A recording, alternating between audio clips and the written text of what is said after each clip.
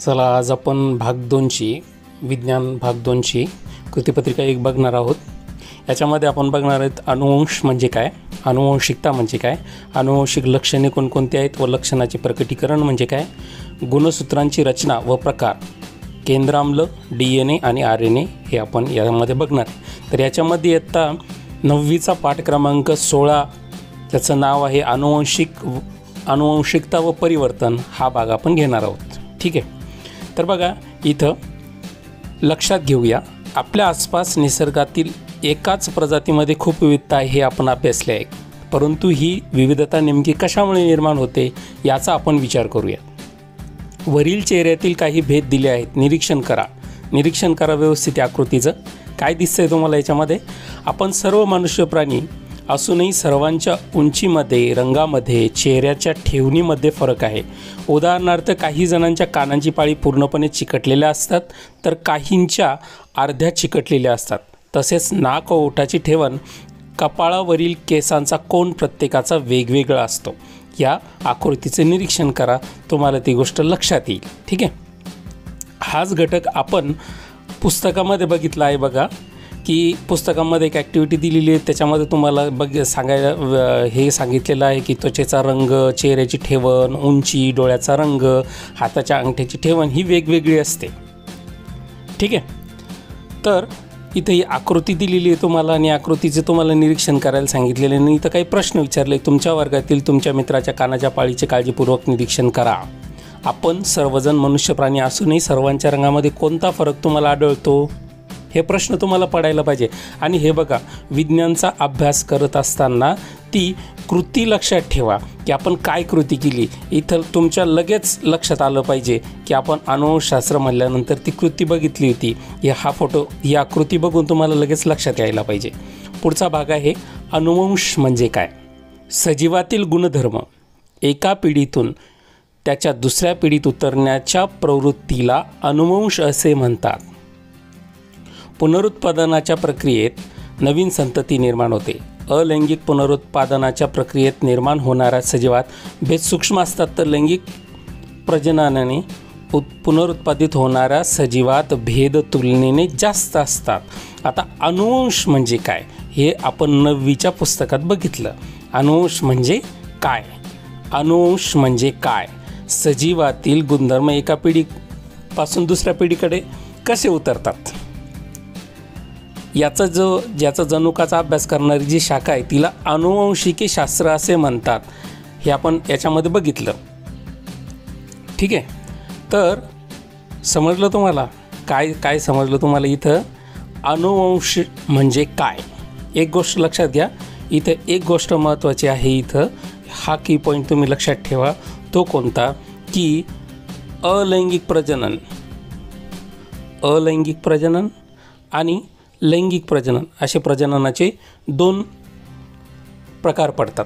तर याच्यामध्ये लैंगिक प्रजननाने भेद जास्त तयार होतात, कारण की तिथं 2 इंडिव्हिज्युअल त्याच्यामध्ये 2 सजीव त्याच्यामध्ये असतात, त्याच्यामुळे दोघांचे गुणसूत्र काय होतात, एकत्र येतात।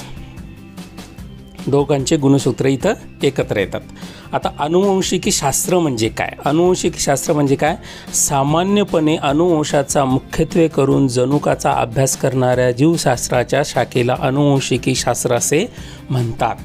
हाच भाग आपण पुस्तकात बघितला, तिथं बघू आपण की अनुवंशिकी शास्त्र म्हणजे काय, पुस्तकात काय सांगितलेलं आहे आपल्याला तेच इथं सांगितलेलं आहे। सजीवातील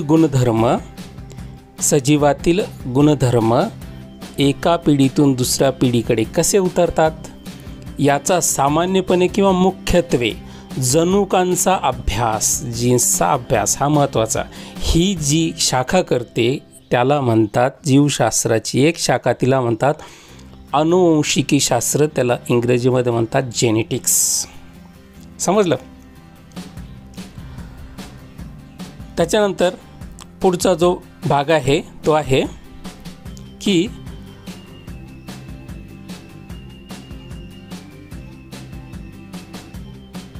अनुवंशिक लक्षणे व लक्षणाचे प्रगटीकरण। माता पित्याकडून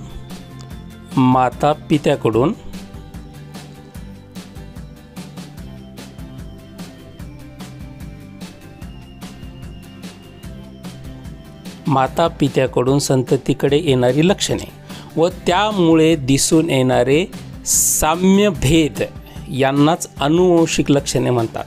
माता पित्याकडून संततीमध्ये येणारी लक्षणे व त्यामध्ये दिसून येणारे साम्य आणि भेद हे दोन घटक महत्त्वाचे.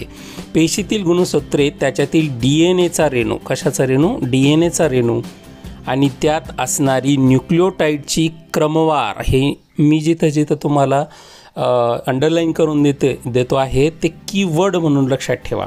काय? न्यूक्लियोटाईड हा घटक लक्षात ठेवा. न्यूक्लियोटाईड हा शब्द लक्षात ठेवा, दॅट इज कीवर्ड. यावर अनुवंशिक लक्षणे ठरतात. कशावरून? DNA आणि दुसरं न्यूक्लियोटाईडची क्रमवार रचना, यावरून अनुवंशिक लक्षणे ठरतात आणि त्यांच्या मातापित्याकडून मिळणाऱ्या जनुकामुळे ती प्रकट होतात. आपण बघितलं माताकडून आणि पित्याकडून हे जनुक येतात आणि त्याच्या आधारावर आपण म्हणतो की आईसारखं नाक, बाबांसारखे डोळे, अशा पद्धतीने आपण म्हणतो. याच्यावरून आपली अनुवंशिक लक्षणे ठरतात. तर ती बेस सगळ्यात महत्त्वाची गोष्ट इथं कोणतं लक्षात ठेवायचं? साम्य भेद, ह्या दोन की पॉईंट. त्याच्यानंतर DNA रेणू, त्याच्यानंतर न्यूक्लियोटाईडची क्रमवार रचना, ह्या गोष्टी लक्षात ठेवा. उदाहरणार्थ वनस्पतीच्या उंचीची वाढ ही वृद्धी संप्रेरकाच्या, कशावरच्या? वृद्धी संप्रेरकावर अवलंबून असते. वनस्पतीत किती प्रमाणात विकर व संप्रेरक तयार होईल हे DNA ठरवतात. वनस्पतीच्या बाबतीत जर म्हटलं तर ही वनस्पतीची वाढ जी असते ती संप्रेरकावर अवलंबून असते आणि विकर किती प्रमाणात तयार होईल किंवा संप्रेरक किती प्रमाणात तयार होईल हे DNA वरील जनुके ठरवतात. ठीक आहे.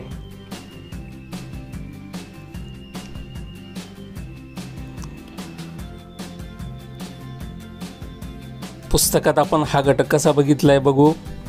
पुस्तक मी याच्यासाठी आज पुस्तकं तुम्हाला याच्यासाठी अवेलेबल करून दिले की तुम्हाला बाकीचे उत्तरं शोधायला सोपं जाईल. इथं काय होईल? उत्तरं शोधायला तुम्हाला सोपं जाईल.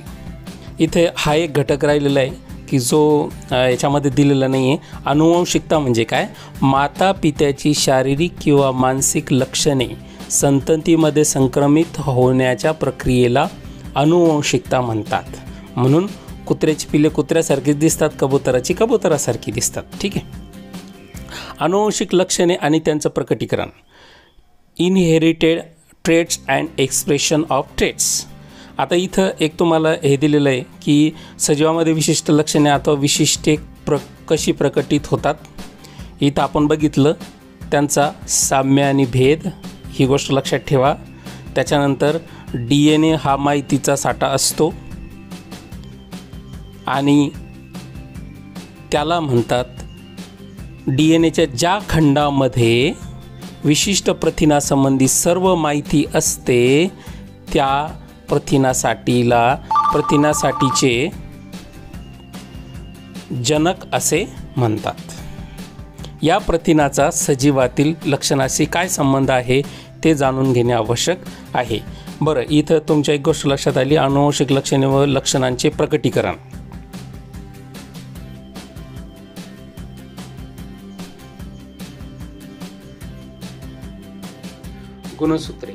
गुणसूत्रे केंद्राम्ल आणि प्रथिनापासून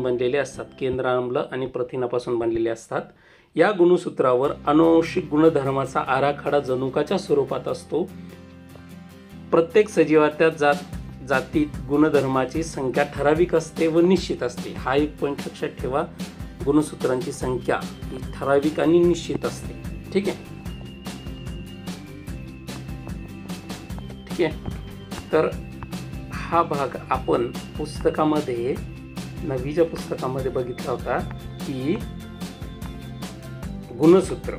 हे बघा, गुणसूत्राची आकृती लक्षात घ्या. या आकृतीवरती प्रश्न आहे. मी इथं पॉज करतो. बघा, या गुणसूत्राची रचना याच्यामध्ये काय? गुणसूत्र भुजा आहेत, पी भुजा आहे, त्याच्यानंतर गुणसूत्र बिंदू आहे मध्ये दाखवलेला हा गुणसूत्र बिंदू, गुणसूत्र भुजा, ही गुणसूत्र भुजा, त्याच्यानंतर हिला पी भुजा म्हणतात, त्याच्यानंतर ही गुणसूत्र बिंदू म्हणतात, याला क्यू भुजा म्हणतात आणि हा जो आहे हा आहे DNA. ही झाली गुणसूत्राची रचना। ठीक आहे, त्याच्यानंतर पुढचा जो भाग आहे, आपण आता गुणसूत्र बघितलं। गुणसूत्रानंतर आपण बघू आता गुणसूत्राचे प्रकार। गुणसूत्राच्या बिंदूच्या जागेवरून, गुणसूत्र बिंदूच्या जागेवरून त्याचे प्रकार ठरतात। तो प्रकार आहे मध्यकेंद्री, मध्यकेंद्री आहे, उपमध्यकेंद्री आहे, अग्रकेंद्री आणि अंतकेंद्री। आता हे काय आहे ते आपण पुस्तकामध्ये बघू। गुणसूत्राचे अजून 2 प्रकार पडतात। ते कशावर अवलंबून आहे? ते आकार आणि रचनेनुसार आहे। वरचे जे आहेत ते बिंदूच्या जागेनुसार आहे आणि खालचे जे आहेत ते आकार आणि रचनेनुसार आहे। ते आहेत समजातीय गुणसूत्रे, विजातीय गुणसूत्रे, लिंगसूत्रे आणि अलिंगी गुणसूत्रे। ठीक आहे,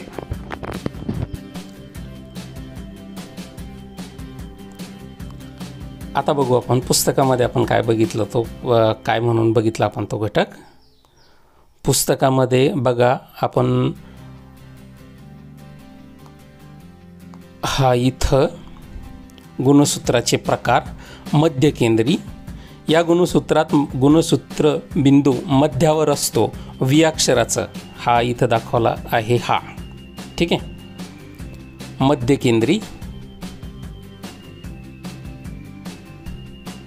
मध्यकेंद्री ज्याचा गुणसूत्र बिंदू असतो ना, हा कुठं असतो? इथं वी अक्षराचा आकाराचा। पुढचा आहे उपमध्यकेंद्री, यल अक्षराच्या आकारासारखा। त्याच्यानंतर अग्रकेंद्री, ह्या भुजावरती पण लक्ष ठेवा बरं का, ह्या भुजावरती पण लक्ष ठेवा, तुमच्या गोष्ट लक्षात येईल। अग्रकेंद्री आणि त्याच्यानंतर हा आहे अंत्यकेंद्री, म्हणजे ज्याचा अंताला म्हणजे शेवटीला आहे, टोकाला आहे। कळलं? ही आकृती परत एकदा लक्षात घ्या, या आकृतीवरती पण प्रश्न आहे। मी प्रश्नाचे उत्तर सांगणार नाही, पण तुम्ही इथं यायचं आणि उत्तर शोधायचं। त्याच्यासाठी मी हे तुम्हाला शेअर केला आणि हा पण चार्ट व्यवस्थित बघा। या चार्टवरती सुद्धा तुम्हाला प्रश्नाचे उत्तर द्यायचे आहे। परत रिवाइंड करा, या ठिकाणी या आणि परत उत्तर लिहा। ठीक आहे, समजलं? त्याच्यानंतर आपण 2 प्रकार बघितले। एक त्याचा मध्यबिंदू जो आहे तो कुठे आहे त्याच्यावरून, आणि त्याच्यानंतर त्याच्या आकार आणि रचनेवरून। आता बघू आपण DNA म्हणजे काय। DNA रेणूची रचना सर्व सजीवात सारखीच असते। 1953 साली वॅटसन आणि क्रिक यांनी या रेणूच्या रचनेची प्रतिकृती तयार केली। हे रेणू पेशीचे कार्य। आता हे रेणूचं काम काय? या रेणूचं काम काय? तर हे जे रेणू आहेत यांचं काम आहे, या रेणूची रचनेची प्रतिकृती तयार केली। हे रेणू पेशीचे कार्य, वाढ, विभाजन नियंत्रित करतात। हे झालं याचं कार्य। या DNA रेणूतील रेणुखंडांना जनुके म्हणतात। त्याच्यावरती जे रेणुखंड आहेत त्यांना जनुके म्हणतात। DNA रेणूतील प्रत्येक धागा न्यूक्लियोटाइड नावाच्या, कोणत्या? न्यूक्लियोटाइड नावाच्या अनेक लहान रेणूंचा बनलेला असतो। हे घटक लक्षात ठेवा बरं का, हे शब्द लक्षात ठेवा, हे कीवर्ड लक्षात ठेवा। इथं पहिला शब्द कोणता आलेला आहे? जनुके। दुसरा शब्द कोणता आलेला आहे? न्यूक्लियोटाइड। त्याच्यानंतर पुढचा घटक आहे नायट्रोजनयुक्त पदार्थ आहेत, त्यांना ॲडेनाईन आणि ग्युएनाईन म्हणतात। दुसरी जोडी आहे सायटोसाईन आणि थायमाईन। असे 4 प्रकारचे असतात। काय असतात 4 प्रकारचे? नायट्रोजनयुक्त पदार्थ। त्यापैकी ॲडेनाईन आणि ग्युएनाईन यांना प्युरिन्स म्हणतात। लक्षात ठेवा, ॲडेनाईन आणि ग्युएनाईन यांना प्युरिन्स म्हणतात। आणि सायटोसाईन आणि थायमिन यांना म्हणतात पिरिमिडिन्स। आता याच्यामध्ये याची जोडी जी आहे AG आणि CT, AG आणि CT अशी याच्यामध्ये जोडी असते। तर आता आपण परत पुस्तकामध्ये आपण कशा प्रकारे बघितलं हे बघा। पुस्तकाच्या आकृत्या आपल्या लक्षात राहतात, ठीक आहे ना। तर आकृत्या लक्षात ठेवायचा आणि त्यावरून तो घटक लक्षात ठेवायचा। DNA, हे बघा DNA, हे DNA स्ट्रक्चर आहे. वॅटसन अँड क्रिकनं दिलेलं हे DNA स्ट्रक्चर आहे. वॅटसन अँड क्रिक यांनी दिलेलं 1953ला हे स्ट्रक्चर दिलेलं होतं. ठीक आहे. आणि हे बघितलंच आपण AG ॲडेनाईन ग्युॲनाईन यांना प्युरिन्स म्हणतात, तर सायटोसाईन आणि थायमिन यांना पिरिमिडिन्स म्हणतात. ॲडेनाईन ग्युॲनाईन यांना प्युरिन्स म्हणतात आणि सायटोसाईन आणि थायमिन यांना पिरिमिडिन्स म्हणतात. ठीक आहे. आणि न्यूक्लिओटाईडच्या रचनेत शर्करेच्या रेणूला एक नायट्रोजनयुक्त पदार्थाचा रेणू व एक फॉस्फरिक आम्लाचा रेणू जोडलेला असतो. ठीक आहे.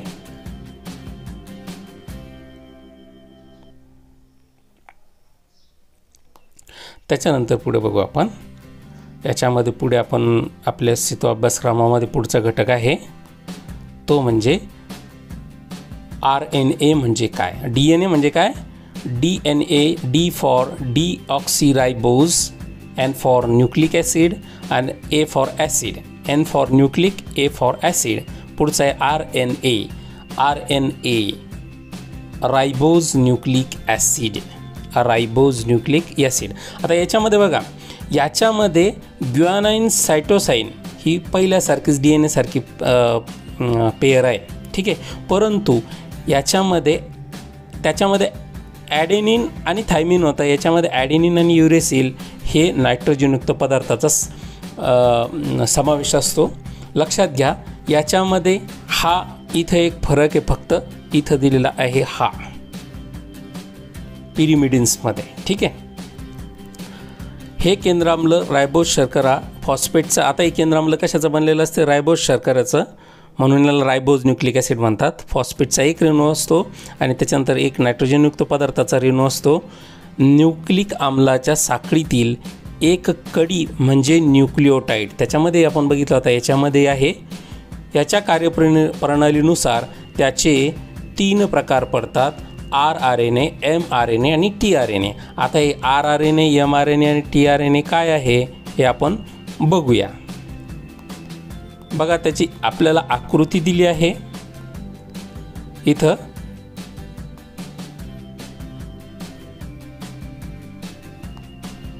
हे बघा, rRNA म्हणजे काय. मग हे बघा, इथं आकृती बघा. या आकृतीवरती पण तुम्हाला काय दिलेलं आहे, प्रश्न आहे. याला म्हणतात mRNA. म्हणजे आपण याच्यानुसारच बघू. rRNA म्हणजे रायबोझोमल RNA. हा दिलेला आहे, हा rRNA आहे.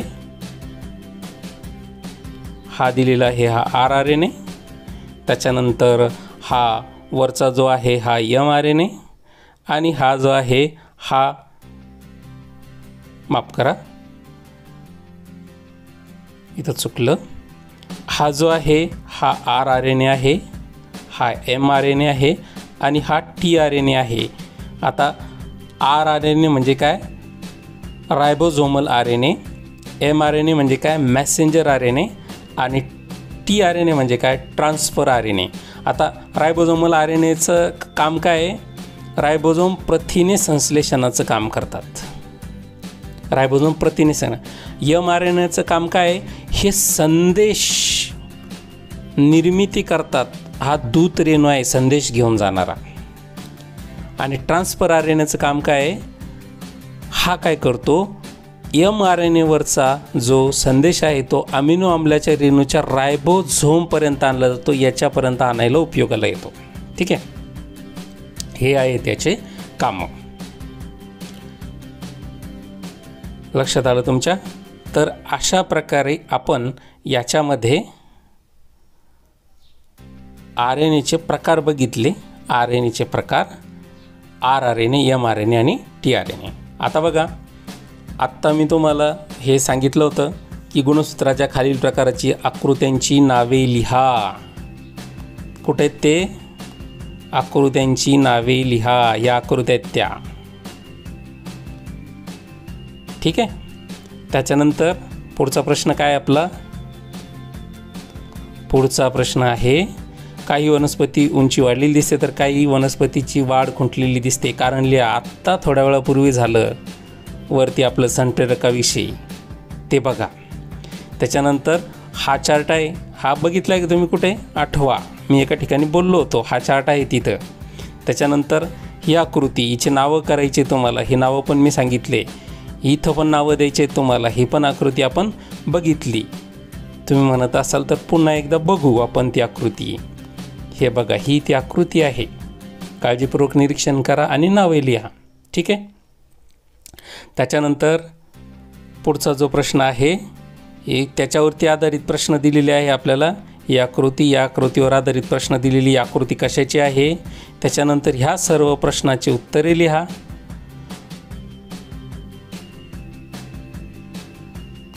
ह्या सर्व प्रश्नांची उत्तरे तुम्हाला इथं लिहायला सांगितलेली आहे. तर त्याच्यासाठी मी परत एकदा ती आकृती तुम्हाला दाखवतो, जेणेकरून तुम्हाला उत्तरं लिहायला सोपं जाईल. ही ती आकृती आहे. ठीक आहे. आणि हा तो घटक आहे. याचा स्क्रीनशॉट काढून घ्या. स्क्रीनशॉट काढून याच्याशी संबंधित असणाऱ्या प्रश्नांची उत्तरे लिहा. ठीक आहे. मी आयते उत्तरं देणार नाही. थोडंसं आयते उत्तरं देणं म्हणजे चावून घास तुम्हाला देणं आहे. तुम्ही घास चावून घेतात का कधी? नाही घेत. तर त्याच्यानंतर ही झाली आकृती. त्याच्यानंतर ही आकृती, ही तर दाखवलीच आहे. आठवतं का? परत एकदा बघा आणि नावं लिहा.